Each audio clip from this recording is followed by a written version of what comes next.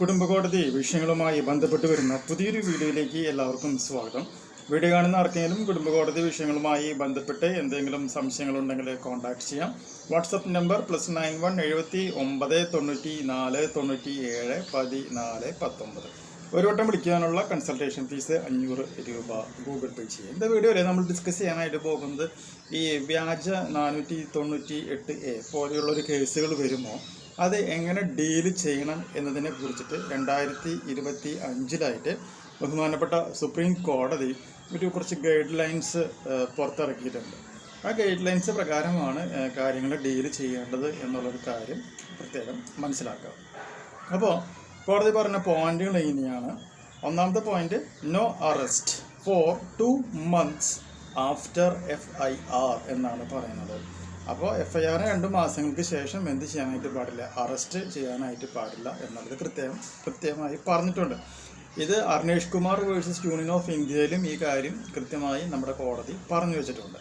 രണ്ടാമത്തെ പോയിന്റ് എന്ന് പറയുന്നത്, case to be referred to family welfare committee first എന്നാണ് പറയുന്നത്.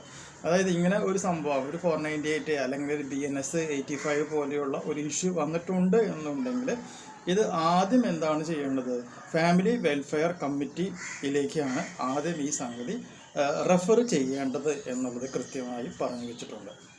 മൂന്നാമതായിട്ട് പറഞ്ഞിരിക്കുന്നത്, ഇങ്ങനെ പോകുന്ന ഒരു കേസ് തെറ്റായ പരാതികളാണ് അതിൽ പറഞ്ഞിട്ടുള്ളത് എന്നുണ്ടെങ്കിൽ, അതായത് ഫോൾസ് കേസുകളാണ് കൊടുത്തത് എന്നുണ്ടെങ്കിൽ അതിനെതിരെ നടപടി എടുക്കണം എന്നുള്ളതും കോടതി പറഞ്ഞിട്ടുണ്ട്. Necessary step to curb false cases എന്നുള്ളത് കൃത്യമായി അവിടെ പറഞ്ഞു വെച്ചിട്ടുണ്ട്.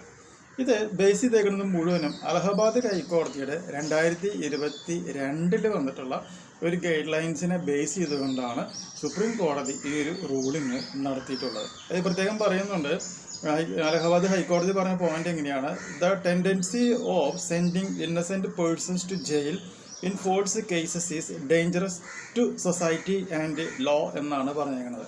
അതായത് സത്യസന്ധരായിട്ടുള്ള വ്യക്തികളെ ഇങ്ങനെ കോടതിയിലേക്ക് അയക്കുകയും തുടർന്ന് ജയിലിൽ അയക്കുകയും ചെയ്യുന്ന പ്രവണത എന്ന് പറയുന്നത് വളരെയധികം നമ്മുടെ നാട്ടിലെ ജസ്റ്റിസിനെ ചോദ്യം ചെയ്യുന്നതിനുള്ള ഏറ്റവും വലിയൊരു എക്സാമ്പിളായിട്ടാണ് കോടതി പറഞ്ഞിട്ടുള്ളത്. അപ്പോൾ അതിനെ ബേസ് ചെയ്തുകൊണ്ടാണ് സുപ്രീം കോടതി ഇങ്ങനെയുള്ള ഒരു ഗൈഡ് ലൈൻസ് ഇറക്കിയിട്ടുള്ളത് എന്നുള്ളതും മനസ്സിലാക്കുക. അപ്പോൾ നിങ്ങളുടെ കേസിൽ ഇതുപോലെ തന്നെ ഫാമിലി വെൽഫെയർ കമ്മിറ്റിയിലേക്ക് ഈ കേസ് അയക്കുന്നുണ്ടോയെന്നും അതുപോലെ തന്നെ കള്ളക്കേസാണ് എന്നുണ്ടെങ്കിൽ അതിനെതിരെ അവരുടെ ഭാഗത്തുനിന്നും എന്ത് തരത്തിലുള്ള സ്റ്റെപ്പുകളാണ് ഉണ്ടാകുന്നത് എന്നുള്ളതും കൂടി നോക്കുവാനായിട്ടുള്ള അവകാശം നിങ്ങൾക്കുണ്ട് എന്നുള്ളത് മനസ്സിലാക്കാം. വളരെ ഇൻട്രസ്റ്റിംഗ് ആയിട്ടുള്ള ഒരു കേസായിരുന്നു. ആ കേസിലാണ് കോടതി ഈ ഒരു ഗൈഡ് ലൈൻസ് പറഞ്ഞിട്ടുള്ളത്. സോ ഈ ഇൻഫോർമേഷൻ നിങ്ങൾക്ക് യൂസ്ഫുൾ ആയിട്ടുണ്ടെങ്കിൽ തീർച്ചയായും നമ്മുടെ ചാനലിലേക്ക് ഒന്ന് സബ്സ്ക്രൈബ് ചെയ്യുക, തൊട്ടടുത്ത് കാണുന്ന ആ ബെൽ ബട്ടണും എനേബിൾ ചെയ്യുക. പുതിയൊരു വീഡിയോ ആയിട്ട് കാണാം. ബൈ.